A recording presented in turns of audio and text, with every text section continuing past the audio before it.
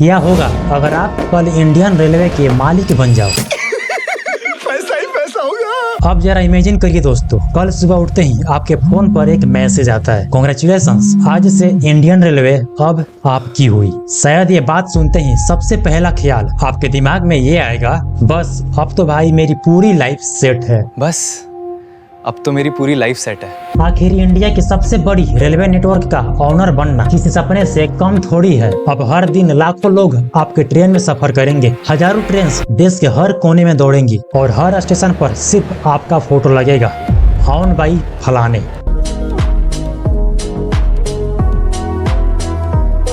लेकिन एक मिनट के लिए मान लीजिए कि आपका ये सपना सच हो जाए, तो अगले कुछ ही मिनट बाद आपका फोन बजता है और उधर से आवाज आती है, सर दिल्ली से मुंबई जाने वाली राजधानी एक्सप्रेस सिग्नल फेलियर की वजह से रुक गई है। उस कॉल के खत्म होने से पहले ही दूसरा फोन आता है, सर असम में बारिश की वजह से ट्रैक डैमेज हो गया है। तभी तीसरा फोन आता है, सर सोशल मीडिया पर #रेलवे फेल ट्रेंड कर रहा है। और उसके तुरंत बाद टीवी चैनल्स पर ब्रेकिंग न्यूज चलने लगती है, इंडियन रेलवे के नए ऑनर पर उठे सवाल। अभी आप पहला प्रॉब्लम समझने की कोशिश ही कर रहे होते हैं, तब तक एक और रिपोर्ट आपके सामने आती है। आज 2 करोड़ से ज्यादा पैसेंजर्स आपकी रेलवे सर्विस का यूज करने वाले हैं। उस पल आपको पहली बार एहसास होता है कि आपने सिर्फ एक रेलवे नेटवर्क नहीं खरीदा, आपने इंडिया की धड़कन खरीद ली है। और इस हार्ट बीट को एक सेकेंड के लिए भी रुकने नहीं दिया जा सकता, क्योंकि जिस दिन इंडियन रेलवे रुकती है उस दिन सिर्फ ट्रेन नहीं रुकती, ऑफिस जाने वाले लोग रुक जाते हैं, फैक्ट्रीज रुक जाती है, कोल सप्लाई रुक जाती है और धीरे धीरे पूरे देश की इकोनॉमी की स्पीड कम होने लगती है। इसलिए इंडियन रेलवे को अक्सर दी लाइफ लाइन ऑफ इंडिया कहा जाता है। और अगर आप इसके ऑनर बन ही गए हैं तो सबसे पहले हमें ये जानना जरूरी है कि इसकी कीमत कितनी होगी। या इसे खरीदने के लिए 10,000 करोड़ रुपए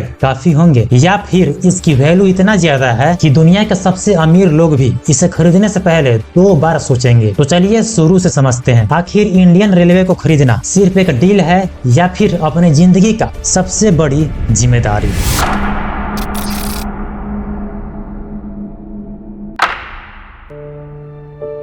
अगर आप सोच रहे हैं कि इंडियन रेलवे का सबसे बड़ा बिजनेस पैसेंजर्स हैं, तो शायद आप गलत सोच रहे हैं, क्योंकि इंडियन रेलवे का असली बिजनेस लोगों को एक सिटी से दूसरी सिटी पहुंचाना नहीं है, बल्कि इंडिया की इकोनॉमी को चलाना है। यहाँ एक छोटा सा एग्जाम्पल लीजिए, सुबह जब आप उठते हैं और किचन में जाकर चाय बनाते हैं, तो उस चाय तक पहुँचने से पहले उसकी चीनी, उसका चाय पत्ती कभी न कभी इंडियन रेलवे से ही होकर गुजरा होता है। यानी हर दिन ट्रेन में सिर्फ लोग ही सफर नहीं करते, बल्कि लाखों टन सामान भी पूरे देश में ट्रेवल करते हैं। Coal, petrol, steel, cement, food grains, cars, containers और हजारों फैक्ट्रीज का रॉ मटेरियल, ये सब कुछ इंडियन रेलवे के माल ढुलाई सिस्टम के थ्रू मूव होता है। और यहीं से शुरू होता है इंडियन रेलवे का असली बिजनेस। आपको शायद ये जानकर हैरानी होगी कि कई पैसेंजर्स ट्रेन में इंडियन रेलवे को प्रॉफिट नहीं होता। कुछ रूट पर तो टिकट की एक्चुअल कॉस्ट से भी कम पैसा लिया जाता है, क्योंकि उनका पर्पज सिर्फ पैसा कमाना नहीं, बल्कि देश के हर आम इंसान को अफोर्डेबल ट्रेवल देना भी है। तो फिर यहाँ सवाल ये उठता है कि अगर रेलवे को पैसेंजर से प्रॉफिट नहीं होता तो इतना बड़ा सिस्टम आखिर चलता कैसे है? इसका जवाब है माल ढुलाई, यानी सामान की ट्रांसपोर्टेशन।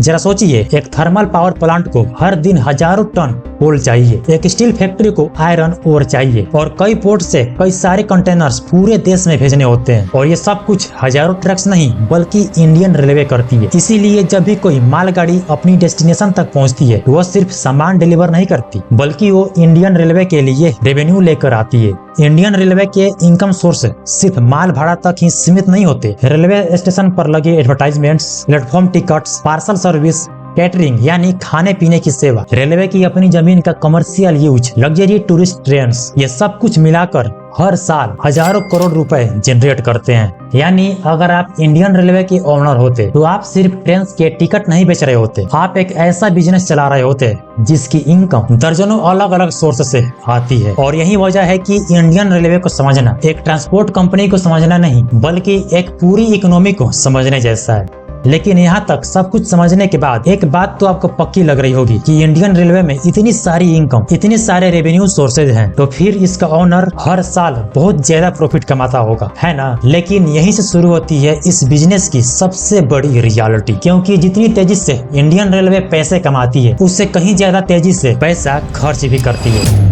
और यहीं से शुरू होती है एक ओनर की असली सरदर्द। अब जरा सोचिए, हर दिन हजारों ट्रेन देश के अलग अलग हिस्सों में दौड़ रही हैं और उसमें से हर ट्रेन को चलाने के लिए बिजली या डीजल चाहिए, ड्राइवर चाहिए, गार्ड्स चाहिए, टेक्नीशियन चाहिए और सबसे जरूरी सेफ रेलवे ट्रैक चाहिए। लेकिन ये कहानी सिर्फ इतनी ही नहीं है। हर कुछ सालों बाद हजारों किलोमीटर पुराने ट्रैक्स बदलने पड़ते हैं, सिग्नल्स को अपग्रेड करना पड़ता है, पुराने कोच की मरम्मत करनी पड़ती है, पुलों की जांच होती है और रेलवे स्टेशन की सफाई से लेकर उनकी पूरी सिक्योरिटी तक हर छोटी से बड़ी चीज पर हर दिन करोड़ों रुपए खर्च होते हैं और ये खर्चा कभी रुकता ही नहीं। लेकिन मान लीजिए यहाँ आपने अपना थोड़ा दिमाग लगाया और सोचा कि टिकट का दाम थोड़ा बढ़ा देते हैं ताकि प्रॉफिट हमें और ज्यादा मिले। सुनने में तो ये आइडिया बहुत सिंपल लगता है, लेकिन इसकी रियलिटी बिल्कुल ही अलग है, क्योंकि इंडियन रेलवे सिर्फ एक बिजनेस नहीं बल्कि देश के करोड़ों लोगों की जरूरत है। अगर टिकट के दाम अचानक बढ़ गए तो सबसे पहला असर उन लोगों पर पड़ेगा जो हर रोज काम पर जाने के लिए ट्रेन पर निर्भर है, और उसके बाद मीडिया, पब्लिक और गवर्नमेंट तीनों की नजर सीधा आप पर होगी। यानी ऑनर होने के बाद भी हर डिसीजन सिर्फ प्रॉफिट देखकर नहीं लिया जा सकता। और अब आती है सबसे बड़ी प्रॉब्लम, वो प्रॉब्लम जिसे कोई ऑनर कभी देखना ही नहीं चाहेगा। अब जरा सोचिए, रात के 3 बज रहे हैं, आप चैन की नींद सो रहे हैं, तभी अचानक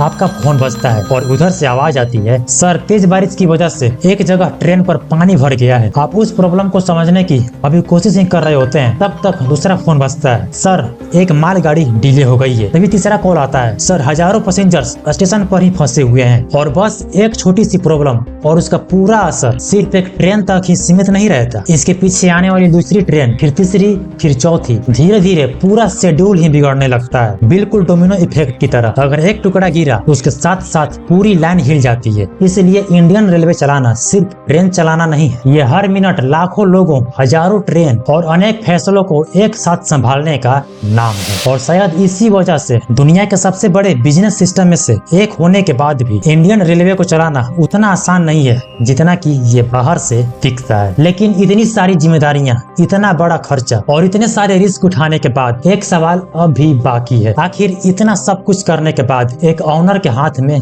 बचता कितना है? और सच मानिए, इसका जवाब आपको सबसे ज्यादा हैरान करेगा। अगर आप सोच रहे हैं कि इंडियन रेलवे का ऑनर हर साल लाखों करोड़ रुपए अपनी जेब में डाल लेता होगा, तो रियलिटी उससे काफी अलग है, क्योंकि किसी भी बिजनेस में सिर्फ उसकी रेवेन्यू देखकर प्रॉफिट डिसाइड नहीं होता। असली गेम तो तब शुरू होता है जब सारे खर्चे निकल जाते हैं। और इंडियन रेलवे के केस में ये खर्चा इतने बड़े हैं कि कई बार हजारों करोड़ों की कमाई भी छोटी लगने लगती है। लेकिन मान लीजिए, इन सारे चैलेंज के बाद भी आपने इस पूरे सिस्टम को अच्छे से मैनेज कर लिया। ट्रेन्स टाइम पर चल रही हैं, मेंटेनेंस सही हो रहा है, एक्सीडेंट कम हो गए हैं, मालगाड़ी से अच्छी इनकम आ रही है और नए स्टेशन और टेक्नोलॉजी की वजह से रेलवे पहले से ज्यादा इफिशिएंट हो गई है। तब शायद इस बिजनेस से अच्छा प्रॉफिट कमाया जा सकता है। लेकिन यहाँ एक बात और समझनी बहुत जरूरी है, इंडियन रेलवे की सक्सेस सिर्फ इस बात से डिसाइड नहीं होती कि उसने कितना पैसा कमाया, बल्कि इस बात से होती है कि उसने कितने लोगों की जिंदगी आसान बनाई। क्योंकि हर दिन करोड़ों लोग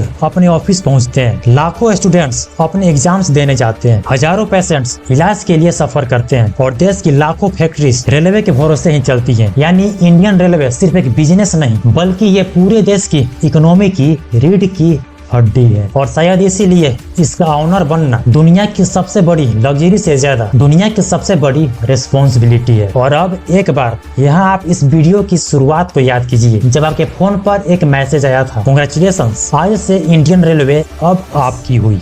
उस वक्त यह डील किसी सपने जैसी लग रही थी, लेकिन अब जब आप इस इंडियन रेलवे के पीछे छुपा बिजनेस, इसका खर्चा, इसके रिस्क और इसकी पूरी जिम्मेदारी समझ चुके हैं, तो अब मैं आपसे वही सवाल दोबारा पूछना चाहता हूं। अगर आज आपको ये इंडियन रेलवे बिल्कुल फ्री में दे दिया जाए, तो क्या आप इसका ऑनर बनना चाहेंगे? क्योंकि सिर्फ आप एक ट्रेन के मालिक नहीं बनेंगे, आप उन करोड़ों लोगों के उम्मीद की मालिक बनेंगे जो हर दिन अपने मंजिल तक पहुँचने के लिए इंडियन रेलवे पर भरोसा करते हैं। और शायद इसीलिए इंडियन रेलवे को खरीदना एक बिजनेस डील नहीं, बल्कि एक पूरे देश की जिम्मेदारी को खरीदने जैसा है। और यही वजह है कि आज इंडियन रेलवे सिर्फ भारत की लाइफलाइन नहीं, बल्कि भारत की हार्ट बीट है।